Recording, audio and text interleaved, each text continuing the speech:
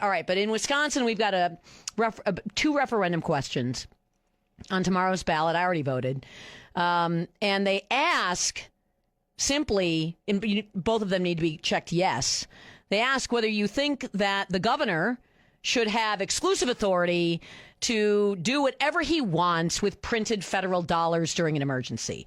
If you check no on those questions, you want Tony Evers to keep using federal dollars to fund whatever he wants all by himself without checks and balances.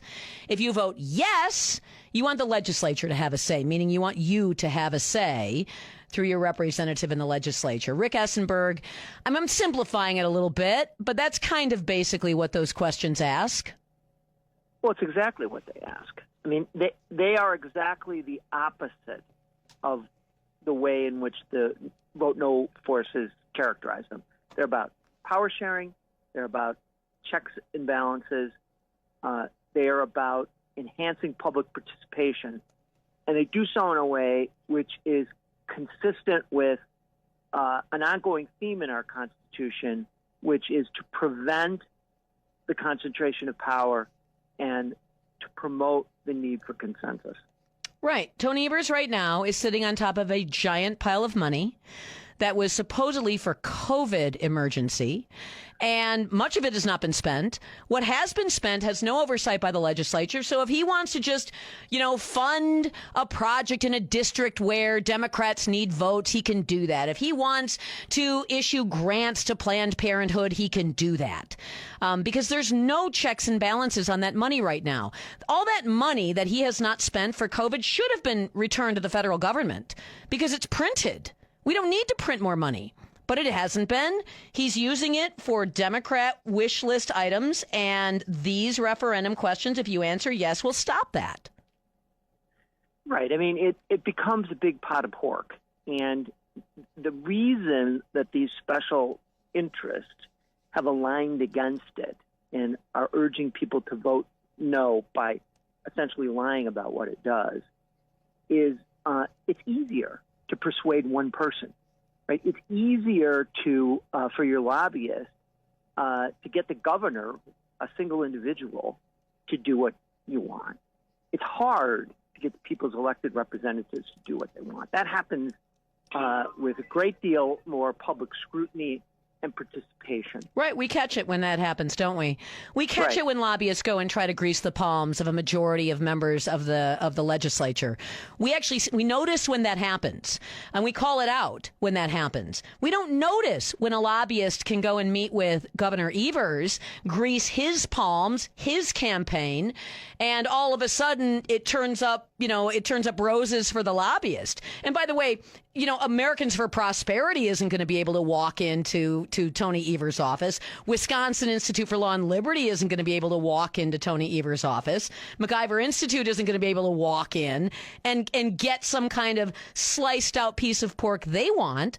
Only people who are willing to make the contributions to the Democrats will be able to even get an audience with the guy. And that's absolute corruption as far as I'm concerned. Right. And I would add this, and I know, I don't know how many, Democrats are out there in your audience, Vicki. I assume there are some. Even if you love what Governor Evers did with this money, I guarantee you that there will be a governor someday who you do not love if you're a Democrat, and you will not want that Republican governor to have this type of power. And so this is something that all of us should be able to say ought to be decided on good government grounds. And when we have unrestricted federal dollars and we have to decide what is in the best interest of the state of Wisconsin, we don't want a single person deciding that. We want that single person deciding this in conjunction with the people's elected representatives. That's what these amendments do. That's why everyone, be you Democrat or Republican, be you progressive, radical, conservative, you ought to vote for it. Well, and everybody wants, all of the uniparty types want emergencies to circumvent good government anyway. We just saw that with Wisconsin Wisconsin Elections Commission and Wisconsin Institute for Law and Liberty testified against WEC, declaring large turnout as an emergency. So the people who want to do an end run around checks and balances and could give a damn what we the people think are thinking, gosh, look what they let us get away with during COVID. They let us get away with a lot of stuff during COVID. That's a good way to start orienting our strategy for governance going forward. Well, I don't want that. And this allows that strategy of using emergencies to circumvent we the people. It makes it a lot easier when you can concentrate power in one person's hands through the form of money, inflationary money. Here's another question I have for you, though. The materials, I've never seen it this bad. The materials telling people to vote no on this are not honest in any way. There's not a single thing, and I've been getting these mailers as well. There isn't a single thing printed on those mailers telling people to vote no that's honest. Nothing. In fact, you can basically say the opposite of what they say on those flyers is true. And I guess I'm trying to figure out if you've seen anything like this, and maybe it's not illegal to lie, but damn, there ought to be some kind of basic bare minimum of truth required in political advertising.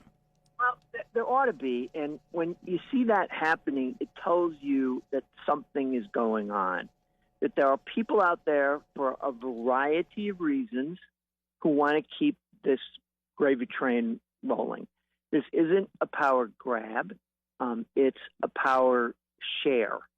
And, this argument about emergencies is a complete red herring. Regular life is not an emergency.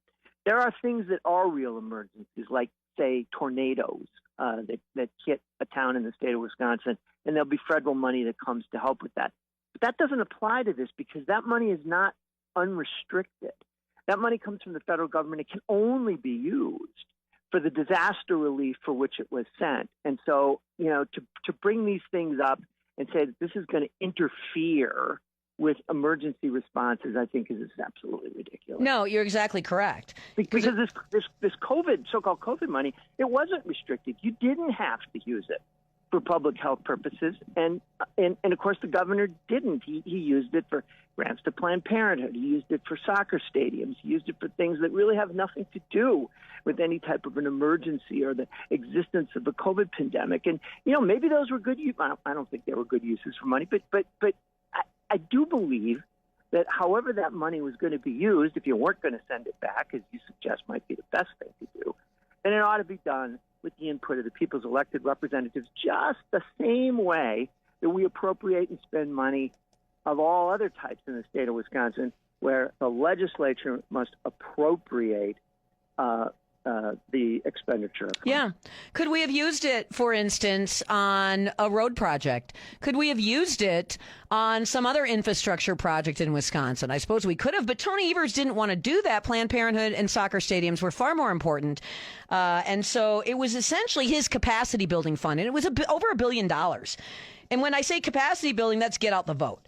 This is how can I appease political constituencies of mine using unrestricted federal dollars that I and only I control. Now, what if we get another emergency? They've been talking about a climate emergency. Can you imagine the amount of printed money that could flow into the coffers of the governor under the guise of solving the climate emergency, and how devastating that could be in our state?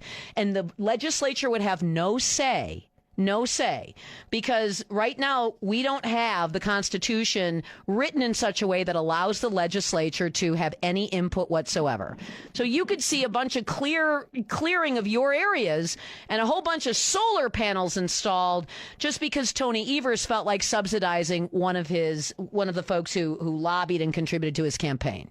Yeah, with respect to these unrestricted dollars, that's true. Now, I don't think it should be under a proper reading of the Constitution, but it's the way that I think the Constitution would be read by the court today. It's what the legislature has allowed to have happen. And, it's another thing I think you got to keep in mind. The legislature has gone along with this. And my response to that is I don't care.